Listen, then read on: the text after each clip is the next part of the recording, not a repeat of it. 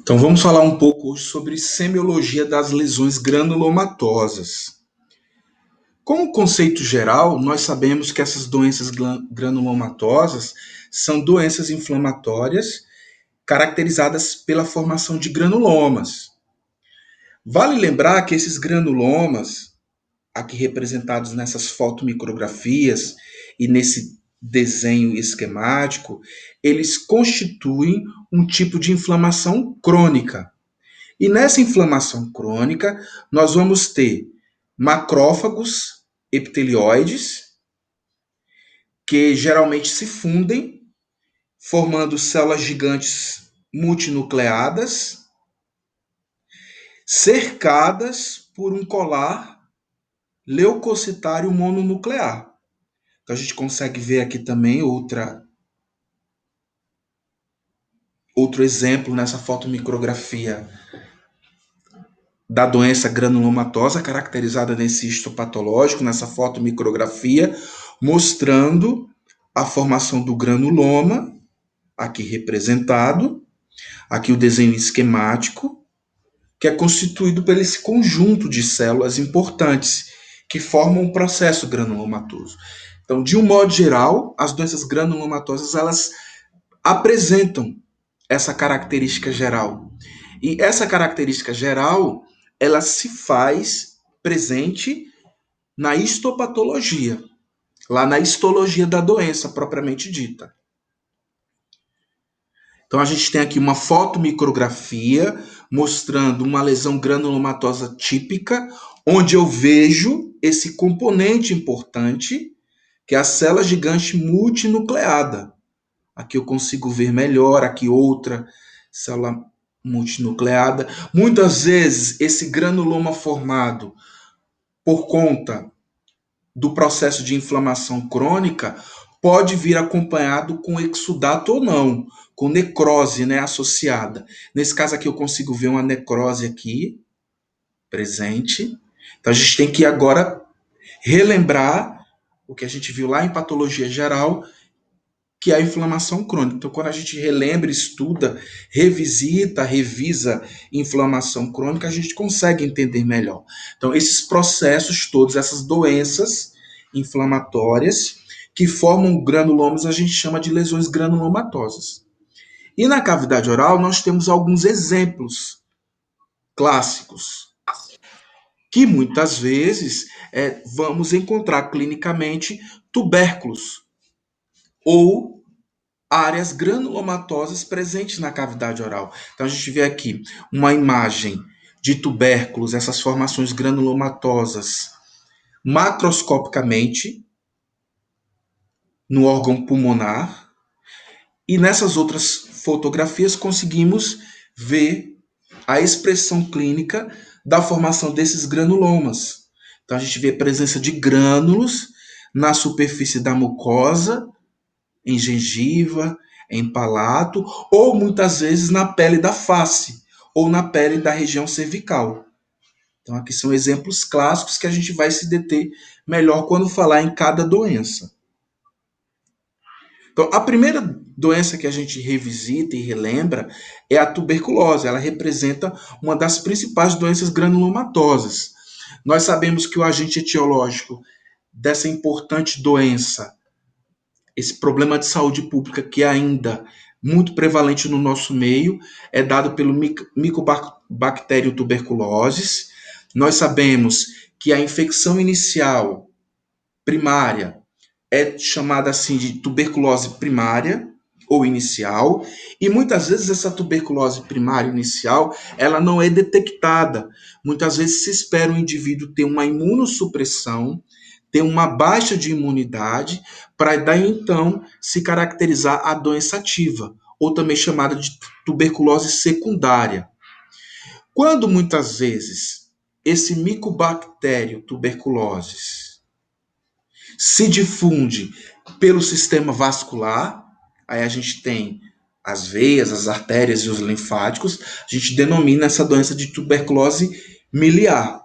Muitas vezes os sintomas iniciais nós temos muitas vezes associado sinais prodrômicos, como febre baixa, geralmente a febre vespertina, uma febre que se inicia à noite.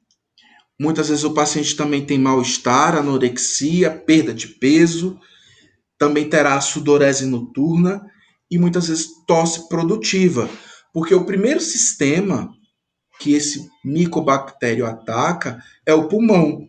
Então, muitas vezes os pacientes apresentam hemoptise, que é a secreção oriunda do pulmão sanguinolenta. Muitas vezes, quando a doença fica mais ativa, ou seja, a tuberculose secundária, podemos ter lesões em pele. Quando isso acontece, a gente denomina essa condição de lúpus vulgar ou tuberculose dermatológica, tá? Então, muitas vezes a infecção primária, ela é de fundo pulmonar e muitas vezes essa tuberculose, ela pode ficar confinada no pulmão, caracterizando-se uma doença mais ativa, com longo período de incubação, e essa doença pode ficar confinada na região pulmonar, ou então ela pode se disseminar. A gente tem outros tipos de tuberculose, que é a tuberculose óssea, que é a tuberculose ganglional linfática, que é a tuberculose renal. Então, esse micobactério, de uma forma gradativa, secundária, pode atingir outros órgãos. Mas a gente sabe que o sítio inicial é o sistema pulmonar, é o pulmão. Com relação à tuberculose oral, propriamente dita, geralmente essa fase se expressa tanto na fase primária quanto na secundária. Geralmente, vamos caracterizar úlceras crônicas, indolores, tendo uma característica de grânulos amarelados ou branco-amarelados. Geralmente é uma ferida que não cicatriza e, por ser indolor, ela chama um pouco de atenção. Ela pode ser caracterizada tanto na fase inicial como na fase secundária. Muitas vezes, em alguns pacientes, ela consegue melhorar, mas depois volta com exuberância. Então, a gente pode ter. Com relação aos sítios, a gente pode diferenciar, a grosso modo. Então, a tuberculose primária, ela geralmente é mais característica de gengiva e áreas de inflamação perto de dentes, ou locais de exodontia. Isso pode acontecer na tuberculose primária oral. Já na tuberculose secundária oral, as áreas, os sítios mais acometidos é a língua, o palato e lábios. Muitas vezes, quando ela tem uma repercussão mais secundária, nós podemos encontrar uma alteração típica chamada de osteomielite tuberculosa ou escrófula, que é uma fístula que pode aparecer na região da pele. A gente consegue ver nessa ilustração a escrófula propriamente dita, que é essa fístula que se forma na região facial ou cervical, oriundo de uma infecção mais tardia secundária de origem óssea. Eu consigo também ver aqui esse aumento de volume, que pela investigação caracterizou como tuberculose secundária, ou osteomielite tuberculosa, tuberculínica, ou escrófula, quando essa área ulcera, formando uma fístula bem evidente. Essa alteração ela pode ser vista como pontos radiopacos, áreas calcificadas na região cervical, na radiografia panorâmica, por exemplo. E pode se confundir com outros diagnósticos. Por isso que os sinais e sintomas, a coleta desses sinais e sintomas são importantes para a gente descartar outras alterações. Eu consigo ver bem aqui essas alterações, que muitas vezes essa característica clínica nós podemos denominar de sinal de Trelat. Esse sinal que pode aparecer, esses grânulos amarelos e esbranquiçados em úlceras ou no fundo da úlcera que não cicatriza, que geralmente é indolor. Então vejam que a tuberculose ela pode marcar um importante diagnóstico diferencial, principalmente do carcinoma de células escamosas, né? Porque até que prove o contrário, por isso que é importante a investigação clínica, né? Uma boa anamnese, um bom exame físico, para a gente justamente apontar como suspeita de tuberculose oral. Temos aqui a histopatologia mostrando os granulomas, característico da lesão granulomatosa, eu consigo ver aqui presente o colar linfocitário, que eu já tinha mencionado nos slides anteriores, e muitas vezes eu tenho que lançar mão de uma coloração especial, que é a coloração de Zienilson. É uma coloração histoquímica, onde eu tenho uma reação ao bacilo ácido característico do micro-organismo. Então aqui eu consigo ver, ó, na célula gigante multinucleada, ó, a fagocitose, a presença do micobactério. Então só através dessa coloração é que eu consigo ver o micro-organismo. Aqui eu consigo ver em outro aumento essa característica, o bacilo presente aqui, ó, o bacilo de Koch também chamado, ou Baar, bacilo álcool ácido resistente, eu consigo ver. Nessa outra ilustração eu consigo ver diagnósticos também de tuberculose, pós-oxodontia nessa área eu consigo ver, na região de gengiva inserida e marginal, aqui também, na área de gengiva inserida, e aqui eu consigo ver os granulomas, bem característicos, e aqui as células gigantes multinucleadas, ó. Eu consigo ver bem, o que vai caracterizar. Obviamente que o padrão ouro para detecção da tuberculose oral é a histopatologia, né? Associado, obviamente, com radiografia de pulmão, associado também com um exame físico, associado também com um exame específico, que é a injeção da toxina tuberculínica na pele, que é o PPD, ou Montot, aqui representado.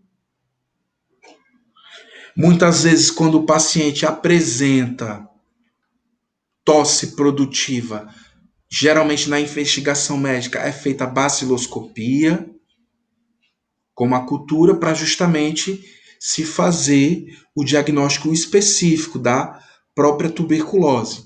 Obviamente que atualmente, quando o paciente tem aquela tosse seca que não é produtiva, eu não tenho aquela secreção purulenta, né, o chamado catarro, associado com áreas sanguinolentas, que é a hemoptise. Quando eu não tenho essa alteração, o ideal é se fazer o PCR próprio, né, coletado sangue, feito o PCR para se identificar o organismo ou anticorpos produzidos contra o micro-organismo na corrente sanguínea.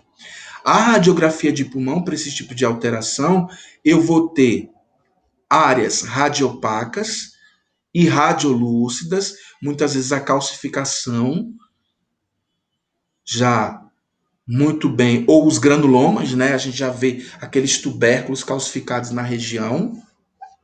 E geralmente essa alteração da radiografia, ela se dá de forma hilar, né, aqui na região do hilo pulmonar, e muitas vezes no terço superior desse pulmão, já na área apical do pulmão. É bem característico essas alterações nesse terço superior e na região hilar do pulmão. O exame de PPD, muitas vezes ele é para diagnóstico conclusivo, geralmente quando os pacientes têm suspeita e quando não tem associado a esse paciente, ou muitas vezes tem, né, a vacinação, porque é uma vacina, a gente sabe que é dada ao nascimento e aos 6 meses de idade, né? E quando a gente tem contato próximo com os doentes infectados, muitas vezes é lançado mão, né? O paciente faz geralmente, ou o próprio profissional faz o PPD, que é esse teste, que é a injeção da toxina tuberculínica na pele, é formada essa pápula, e depois, durante uma semana, se vê se no período de 48 a 72 horas houve reação. Geralmente, para ser reator, tem que ter uma área de eritema na região onde foi injetado a toxina, de mais ou menos 10 milímetros. Quando isso não acontece, geralmente a pessoa tem que ser vacinada novamente. Então é mais ou menos dessa forma que é feito. O tratamento para esse tipo de condição, geralmente os pacientes são encaminhados para infectologia, e geralmente quando eles são tratados, a regressão das lesões orais acontecem. Geralmente é um esquema terapêutico de 6 meses, dividido em 2 meses para uma gama de, de medicamentos, seguida por mais 4 meses de manutenção. Então veja que o tratamento desses pacientes cursa um período de 6 meses. Geralmente, nas primeiras semanas de administração da droga, os pacientes já têm, da medicação, os pacientes já têm uma melhora substancial, né? Geralmente eles cursam, mesmo com emagrecimento, né? Eles têm uma polifagia, ficam bastante famintos, mas com 4 semanas isso se normaliza. Eles geralmente ganham peso. Nos 2 primeiros meses de tratamento, geralmente eles se sentem muito melhores. E acontece o quê? Abandono do tratamento. Isso não pode acontecer. Então, quando eles fazem o tratamento, eles são encorajados a seguir esse percurso, né? Então, muitas vezes o tratamento ele é muito eficaz. Os pacientes ficam curados.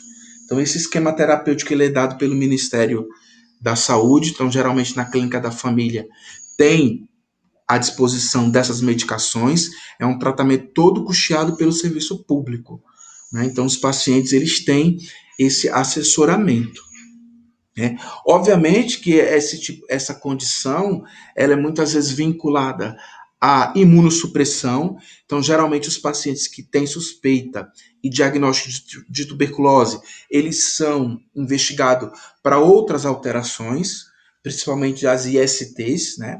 As infecções sexualmente transmissíveis, e aí inclui o HIV e a próxima alteração que nós vamos falar, que é a sífilis, ok? Vale lembrar que a tuberculose oral, ela não é tão prevalente, tá? Não é uma coisa tão comum de acontecer. São achados, obviamente, tá bom? Não é uma coisa, teve tuberculose pulmonar, tem os sinais e sintomas vinculados à tuberculose pulmonar, vai ter infecção oral. Não necessariamente. Muitas vezes os pacientes eles são diagnosticados pela tuberculose oral, né? São cerca de 5% dos casos que isso pode aparecer. Então não é tão comum, não é tão evidente isso acontecer. Ok? Dúvidas, perguntas?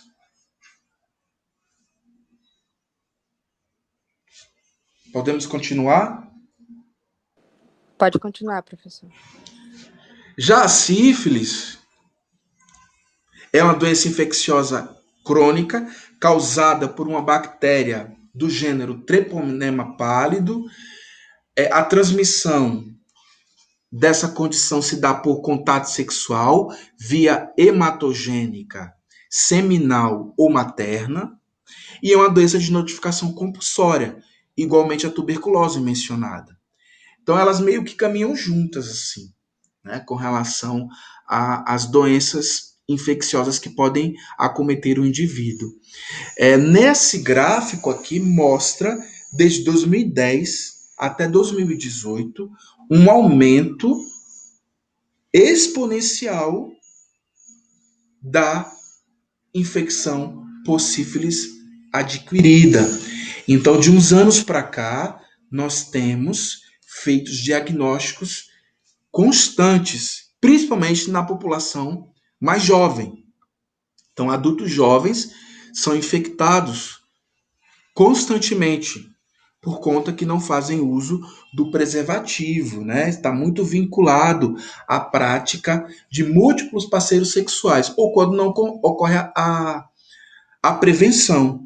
Então, de uns tempos para cá, houve um aumento exponencial desse tipo de condição, tanto da sífilis adquirida, como também da gestacional, e vinculado a ela a congênita, né? Porque a congênita geralmente é vinculado à gestacional. Então a gente tem um aumento crescente. Então no ambulatório, diferentemente da tuberculose, a sífilis ela já é mais comum, já é mais prevalente e bem característico dessa população jovem. Aí muitas vezes essa alteração não está vinculada a grupos de risco, mas sim a comportamento de risco. Então a gente vê que a população, de um modo geral, geralmente mais comum, mais incidente nas pessoas jovens, mas a gente também tem visto no grupo de idosos. Aparece bastante também no grupo de idosos. E aí o que é que está vinculado a isso? Não são os grupos de risco, não são pacientes, por exemplo, que têm, né, atividade sexual vinculada à profissão, digamos, né? Não existe mais isso. Ou grupos específicos com relação à identidade de gênero. Então não existe mais essa associação, né? O que se tem hoje, o que sabemos hoje, é que é o comportamento de risco, que é vinculado a qualquer ser humano, né? A qualquer pessoa. Então a gente vê nos grupos, por exemplo, de mulheres casadas, a gente vê bastante, no grupo de idosos, oriundo, atrelado, né, a um comportamento de risco do parceiro. Então por isso que é importantíssimo a prevenção para esse tipo de condição, né? Porque muitas vezes ficou muito marcado na população de um modo geral a prevenção contra o HIV e esqueceram das outras ISTs, né, das outras infecções sexuais transmissíveis, né? Então, a sífilis é um grande exemplo. Apesar de ser uma doença que tenha tratamento e cura, mas muitas vezes o diagnóstico não é naquela fase, e a gente sabe que dependendo da fase, tem um comprometimento muito grande para o indivíduo. Então, essa sífilis ela tem 3 estágios, a primária, a secundária e a terciária. Lembrando que a primária e a secundária ela tem um período de 4 a 10 semanas, sendo que da secundária para a terciária ela pode ter um período de incubação mais longo, de 1 a 30 anos.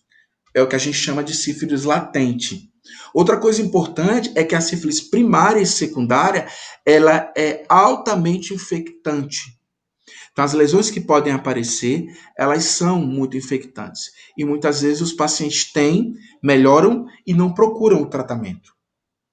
Porque ainda se tem um mito, né, um preconceito grande de associar a doença a hábitos deletérios, né, ruins, preconceituosos, como uma prática da atividade sexual indiscriminada.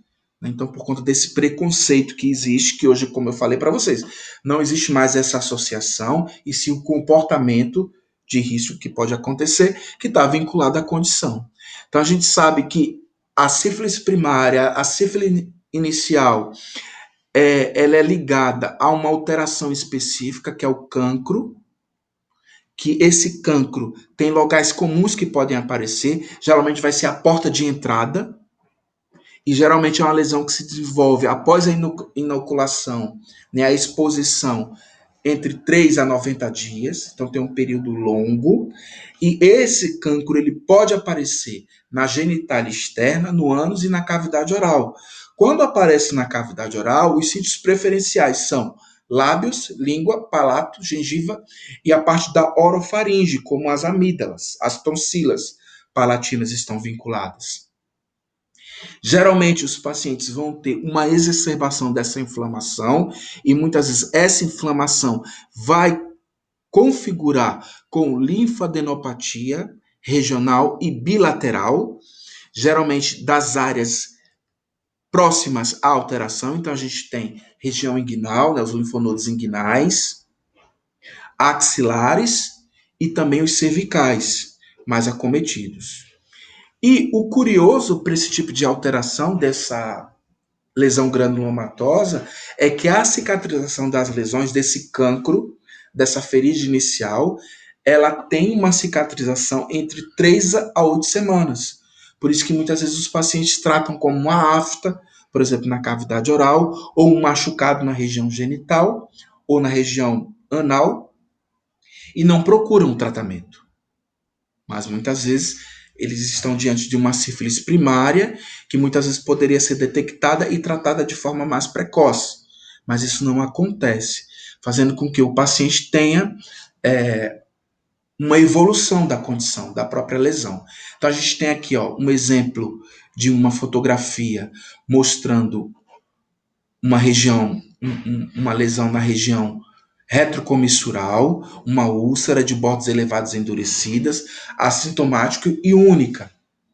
Essa lesão lembra muito as lesões potencialmente malignas, né? Então, um dos principais diagnósticos diferenciais para a sífilis é o carcinoma espinocelular, o carcinoma de células escamosas.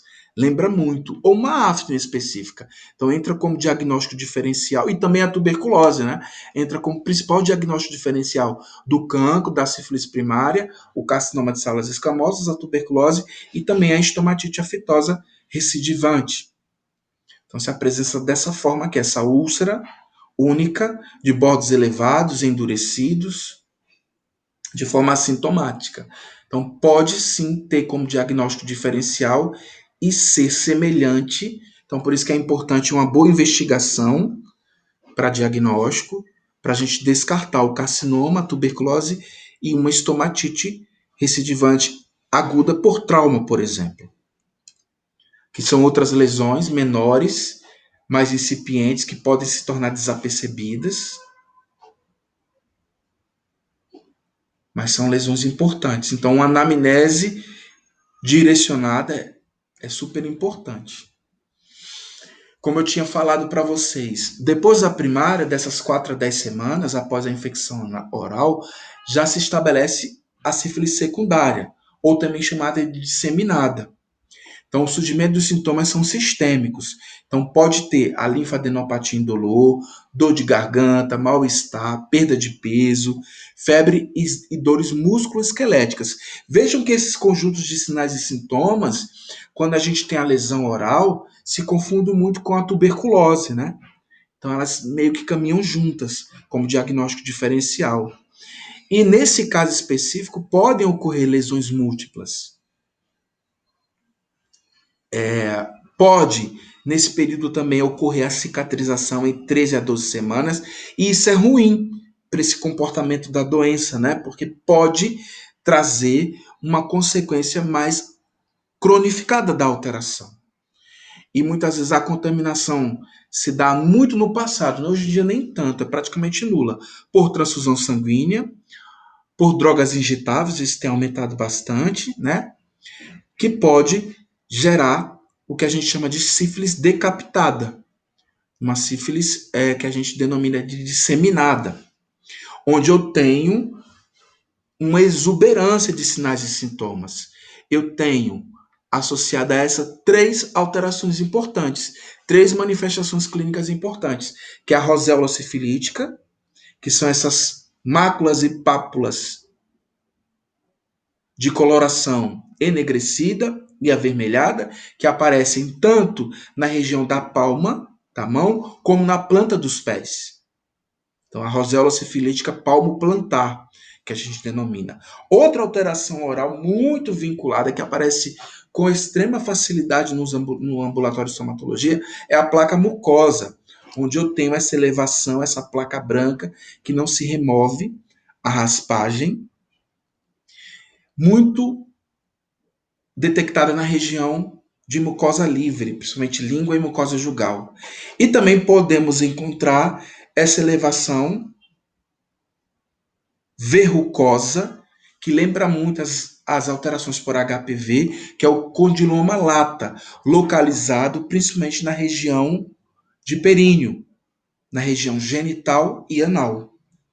Então, essas seriam as 3 principais manifestações clínicas da sífilis secundária. Para elas também, eu posso estar vinculado uma forma mais agressiva, onde eu tenho muitas vezes o que a gente denomina de luz maligna, onde eu vou ter, para esse grupo de pacientes, febre, dor de cabeça, mialgia, né, dores musculares e também articulares. Geralmente as lesões orais aparecem em 30% dos casos, ocorrendo já com úlceras necróticas. Aí o que vai confundir muito com outras condições, como por exemplo o carcinoma de células escamosas e como também a tuberculose. Então eu consigo ver aqui uma ulceração da cavidade oral, característica de sífilis. Muitas vezes esses pacientes têm essa linfadenopatia, tem prostração do estado geral e aparecem essas úlceras também na pele. Vejam que são ulcerações crateriformes que aparecem em toda a região da pele. Então essa alteração é chamada de luz maligna. E essa alteração ela pode ter uma repercussão grande, né? O que a gente chama de sífilis latente. Então, após essa segunda fase, existe um período de melhora sintomático. Isso é ruim, tornando a doença um pouco traiçoeira, né? Então, que pode durar por 1 a 30 anos. Então, geralmente, 30% dos pacientes desenvolvem esse estágio, que é a sífilis terciária. E eu tenho alterações importantes em outros órgãos do corpo, como o coração, promovendo falência cardíaca de congestiva, e cerebral, que é a tabes dorsalis, que é a neurosífilis. Como características orais, eu já tenho ulcerações mais profundas, múltiplas, cursando muitas vezes com perfuração. Então, eu tenho aqui uma região do palato, mostrando essa perfuração, característico de sífilis terciária. Quando aparece a sífilis terciária, o paciente já cursa com uma doença mais debilitante. Já a sífilis congênita, que é o resultado da disseminação hematogênica por via transplacentária, é muitas vezes oriundo da infecção gestacional, por isso que no pré-natal é mandatório para que a gestante faça o diagnóstico precoce. Então, a infecção pelo feto pode ocorrer em qualquer fase da gestação, mas os estigmas começam a se desenvolver a partir do 4º mês de gestação, ou seja, entre o final da formação dos órgãos chaves, né, do indivíduo, que é mais ou menos na maturação deles para o 3º e 4º mês de vida. E geralmente apresenta 3 características diagnósticas patognomônicas ao nascimento para a sífilis congênita, né? Que são os dentes de Hutchinson, vinculados também aos molares alterados, os molares permanentes e os incisivos permanentes. O paciente também pode ter queratite ocular intersticial, o que pode causar cegueira, e também comprometimento do 8º par craniano, o que pode vincular surdez. Então, a sífilis congênita pode ter essas 3 alterações, que eu consigo ver bem aqui. A gente consegue ver aqui o pesquisador que vinculou essa tríade, né? Por isso que tem o nome dele, Hutchinson. Então, a gente tem aqui a queratite ocular, a gente tem aqui os dentes de Hutchinson, mostrado aqui, onde eu vou ter uma característica mesiodistal maior que o terço médio da coroa, promovendo esse afunilamento do terço incisal em direção à borda incisal. Essas chanfraduras elas vão ocorrer também. Essas chanfraduras centrais hipoplásticas na borda incisal, lembrando uma característica como chave de fenda ou de barril. Então a gente consegue ver melhor aqui, ó, essas chanfraduras dos pacientes.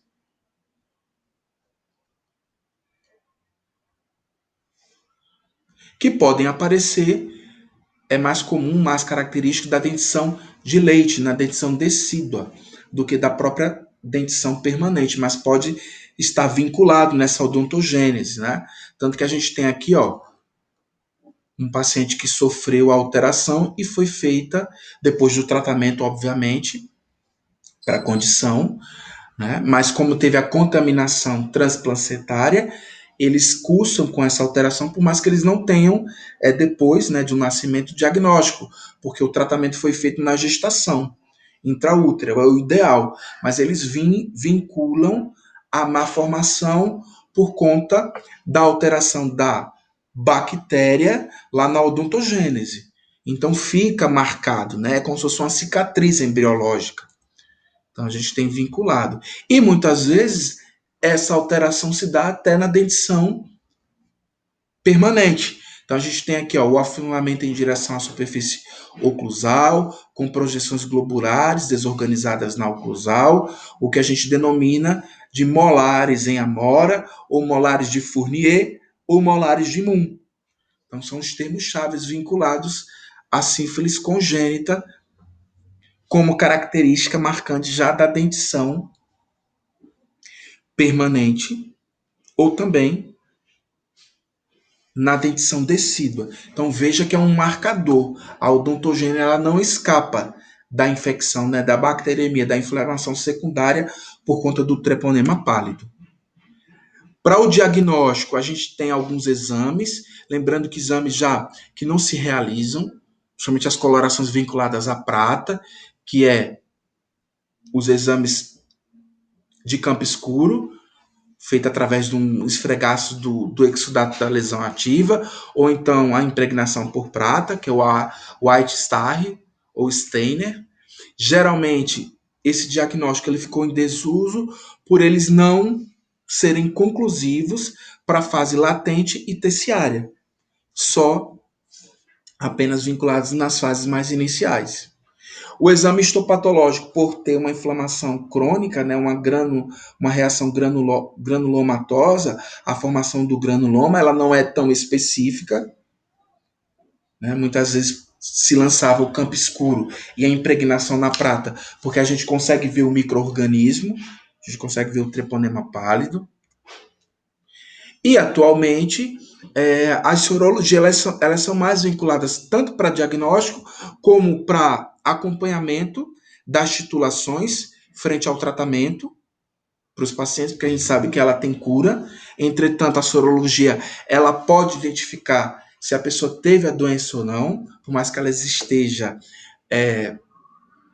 em cura sorológica, né? Então a gente tem a sorologia dos exames específicos com baixa sensibilidade, que são os exames não treponêmicos. Aí a gente tem um importante exame que é o VDRL, que ele muitas vezes é lançado para diagnóstico e também para acompanhamento quando o paciente faz o tratamento.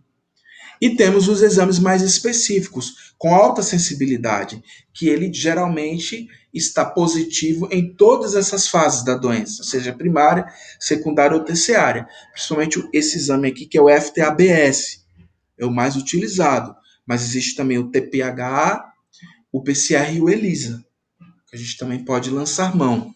Muitas vezes essa investigação ela é feita minuciosamente pela infectologia, em exames de rotina, geralmente, o estomatologista ou o próprio dentista pedem exames, esses dois exames aqui, o não treponêmico, que é o VDRL, que ele está mais vinculado ao diagnóstico inicial e também ao plano de tratamento específico daquele doente, e para exame marcador específico da doença, seja na fase bem inicial ou na secundária ou na terciária, a gente tem esse padrão ouro aqui, que é o FTABS, muito pedido, muito solicitado para diagnóstico conclusivo e específico. Geralmente, essa infecção ela vai estar associada com outras ISTs, então é mandatório se investigar se o paciente é soro positivo para HIV. Solicitar a presença do parceiro é importante também para se fazer o acompanhamento e ver se o paciente também foi contaminado. Encaminhar geralmente esses doentes para a infectologia e acompanhar a regressão da lesão oral. Geralmente, quando ocorre o tratamento, os pacientes melhoram das alterações orais que porventura possa vir a ter. Geralmente, a antibiótico terapia de escolha são as penicilinas, para esse caso, geralmente as penicilinas feitas injetáveis, e o VDRL ele pode ser utilizado para acompanhamento da resposta terapêutica frente a essa condição. Então, a gente tem aqui os esquemas terapêuticos vinculados, tanto para a primária como para a secundária e para a latente precoce, aquela luz maligna vinculada à secundária, né? Então, a gente tem a penicilina G-benzatina, a famosa bezetacil, que é administrada em dose única nessa concentração, ou a penicilina G-benzatina em outro esquema, de 3 doses, de 7 em 7 dias, quando se tem a terciária ou latente tardia para esses pacientes. Então, geralmente quem faz esse segmento é o profissional médico. Né? Então, por isso que muitas vezes investigar os parceiros vinculados àquela prática não protetiva sexual é o ideal. Dúvidas, perguntas?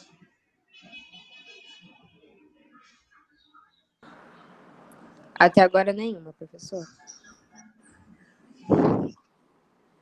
Já a actinomicose é uma infecção granulomatosa bacteriana. Por que a gente está chamando a atenção de bacteriana?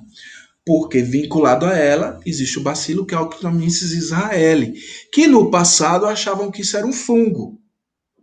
No passado, vocês vão ver em livros mais antigos, que colocam, por isso que tem esse nome, micose, fungo, né? Mas não é, é uma doença bacteriana. Então, o Actinomyces é um bacilo gram-positivo e anaeróbio que habita normalmente a cavidade oral. Essa infecção, ela inicialmente penetra no tecido por uma área de trauma, como lesão ao tecido mole, uma bolsa periodontal, uma necrose pulpar ou um alvéolo pós-exodontia. Ou muitas vezes os pacientes vão falar que logo após o aparecimento da lesão teve uma amidalite forte, uma infecção nas tonsilas palatinas.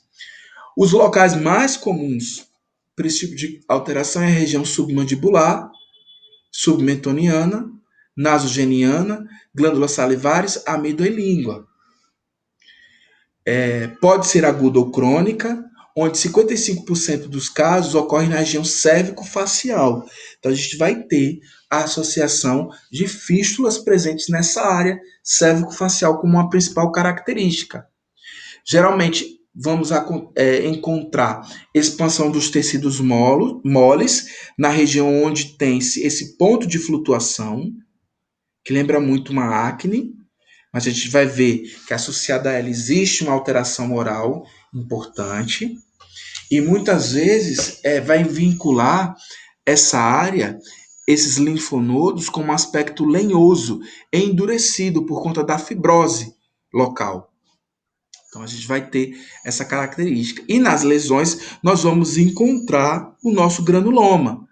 Vejam que eu consigo ver as células epiteliais agrupadas, consigo ver necrose, por isso que existe essa secreção purulenta, amarelada, que lembra grânulos sulfúricos ou de enxofre, por conta da inflamação crônica que vai acontecer. Então, nessa fotomicrografia, eu consigo ver bem o granuloma, o colar linfocitário, as células epitelioides e uma importante necrose presente no interior do granuloma. Então, nós temos essas características. Então, lembra muito os abscessos. Então, pode ter uma vinculação com o abscesso. Veja que esse paciente tem tanto alterações no couro cabeludo, como também na região de face. A gente tem aqui a drenagem dessa fístula, porque no tratamento a gente tem que fazer toda a curetagem desse trajeto fistuloso e fazer antibiótico terapia nesses indivíduos. As lesões orais aqui, ó, nodulações que aparentemente podem sugerir outras alterações. Aqui é bem traiçoeiro, porque a gente não vê os sinais clínicos evidentes, né? Aqui eu vejo já a nodulação e vejo os grânulos sulfúricos. ou amarelados, bem característico da alteração. Para o diagnóstico, geralmente a cultura é indicado, porque geralmente 50% dos casos são positivos. O exame histopatológico ou citopatológico, através da PAF, muitas vezes dessas nodulações aqui, ó, são importantes. Na histopatologia, a gente consegue ver esses grânulos, a lesão granulomatosa, o granuloma sendo caracterizado, principalmente com esse fundo necrótico. E a antibiótico terapia, principalmente as penicilinas, com tratamento da área de infecção no alvéolo, na gengiva e todo o trajeto fistuloso, deve ser feito. Então, geralmente, os pacientes fazem antibioterapia com a penicilina, geralmente usam, né, a penicilina por via oral. Então, a gente tem aqui um importante antibiótico que os pacientes fazem uso durante 7 dias, 15 dias, e também com o uso, por exemplo, de antibiótico terapia local. Então, geralmente a clorexidina é indicada para esses casos, principalmente nos sítios de áreas intraorais. Tá? E como antibiótico terapia, a gente tem as penicilinas como primeira escolha, seguida da clindamicina. Né? E aqui a gente vê colorações de cultura mostrando a presença da bactéria presente nas lesões. Já a paracoxiodimicose ou blastomicose sul-americana também vai ser caracterizada como uma lesão granulomatosa. Já diferentemente da actino, já é uma infecção fúngica, é um fungo profundo, que é o Paracoccus brasiliensis, né? Então, geralmente ocorre frequentemente em toda a América do Sul, aí a gente caracteriza locais como Brasil, Argentina, Uruguai e Venezuela. Geralmente tem uma predileção maior pelos homens quando comparado com as mulheres, né, na proporção de 25:1, é em idade mais madura, então, geralmente, pacientes adultos a idosos, e tem uma vinculação com uma atividade laboral, geralmente os pacientes que têm atividade de agricultura. Inicia-se como uma infecção pulmonar, após a exposição a esporos, podendo disseminar pela via linfática e hematogênica. Nessa parte mais do interior do rio, ela é muito comum, principalmente as áreas do interior do rio, que tem atividade forte de agronegócio. Então, os pacientes são bem dessa localização, dessa localidade. A gente tem aqui, como sendo uma infecção primária, ela é primária pulmonar, ela lembra muito a tuberculose, mas existe uma diferença na radiografia de tórax. Então a gente consegue ver que a área hilar e do terço inferior ou terço médio do pulmão é mais acometido, diferentemente da tuberculose, que é região hilar e terço superior. A paracoxiodimicose, a blastomicose sul-americana, ela é mais da região hilar e do terço médio a inferior, como mostrado aqui nessas radiografias de pulmão. Como característica das lesões orais, nós vamos ter úlceras eritematosas e granulosas com aspecto moriforme ou amoriforme, que afetam mais comumente a mucosa alveolar, a gengiva e o palato. Então tem essa característica aqui, ó, que lembra muito outra alteração, né, que é o carcinoma de células escamosas. Ele lembra bastante também. Tá aqui outras lesões, ó, veja aqui o aspecto moriforme e amoriforme, vinculadas à região de gengiva marginal inserida, e geralmente são ulcerações assintomáticas. E a principal característica que nós vamos encontrar na histopatologia para esse tipo de alteração são as orelhas de Mickey Mouse ou de Leme, roda de Leme, né? Vinculadas às colorações específicas para alteração, mostrando o efeito citopático do fungo por brotamento nas células que são atingidas. Então aqui eu consigo ver bem isso, ó. O granuloma, veja aqui o granuloma, e veja aqui o efeito citopático causado pelo fungo, promovendo esse brotamento, que lembra essa característica similar a orelhas de Mickey Mouse. Consigo ver aqui também. Ou, aqui eu consigo ver em outra histopatologia a lesão granulomatosa, bem característica. O brotamento, né, as orelhas de Mickey Mouse, ou a cabeça de Mickey Mouse. Aqui eu consigo ver mais o leme, a roda de leme ou de marinheiro. Aqui eu também consigo ver em outras fotomicrografias mostrando esse brotamento. Então eu vejo esse exame histopatológico ou no exame citopatológico, também na cultura eu consigo detectar esse tipo de alteração.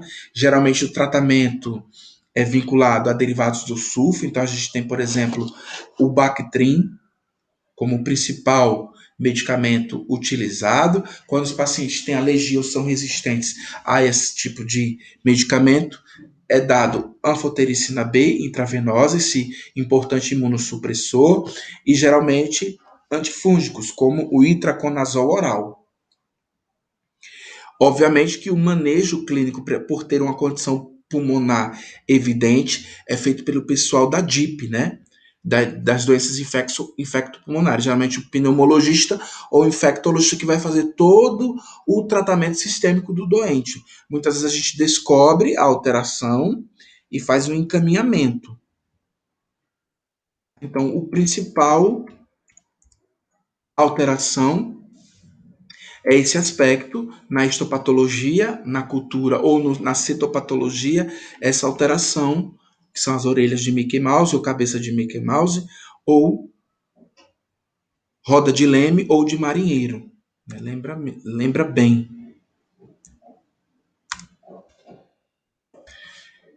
Dúvidas, perguntas?